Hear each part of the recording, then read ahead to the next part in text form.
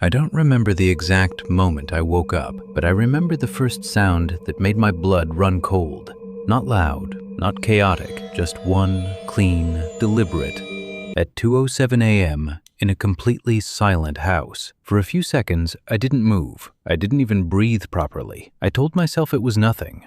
Maybe a pipe, maybe the wind, maybe my mind playing tricks. But then, splash. Again, this time closer, more controlled. Like someone moving carefully in water. That's when I sat up, slowly, listening. The house was dead silent. No TV, no fridge noise, no creaks, just that unsettling quiet, the kind that makes every small sound feel amplified. And then, a rhythm. Not random, not natural. Something was pacing itself. I got out of bed, my feet touching the cold floor. Every step I took felt louder than it should have. I stopped in the hallway, held my breath, and listened again. This time, the sound changed slightly. It wasn't just splashing anymore. It sounded like movement, dragging through water. Slow, heavy, intentional. I walked toward the living room. My heart was beating faster now. I could feel it in my throat. The back of the house has a large glass sliding door that opens directly to the backyard pool. That door was closed,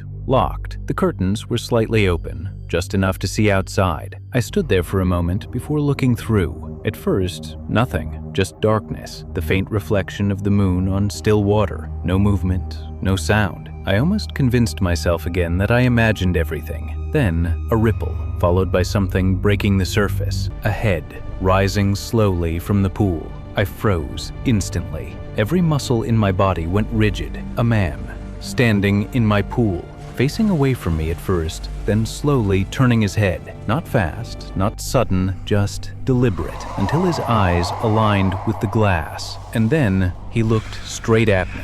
Even through the reflection, even through the glass, it felt like direct eye contact. My breathing became shallow. I couldn't move, couldn't think. He didn't react like someone caught off guard. No shock, no panic, no attempt to hide. Instead, he just stood there, still, watching me. And then he smiled. Not a normal smile. It stretched slightly too wide, too controlled, like he had practiced it. And the worst part? He didn't blink, not once. For several seconds, neither of us moved. Just a silent standoff between me, inside the house, and him standing in my pool at 2 a.m. Then, slowly, he tilted his head to the side, like he was studying me, observing, waiting. I stepped back without realizing it. My heart started pounding louder. I reached for my phone with shaking hands, but I couldn't take my eyes off him. When I looked back outside, he was gone. My stomach dropped. I rushed closer to the glass, scanning the pool. Nothing. No movement, no ripples, no sign of him. For a brief moment, I thought maybe I hallucinated it. Then, splash, behind me. I froze. Slowly,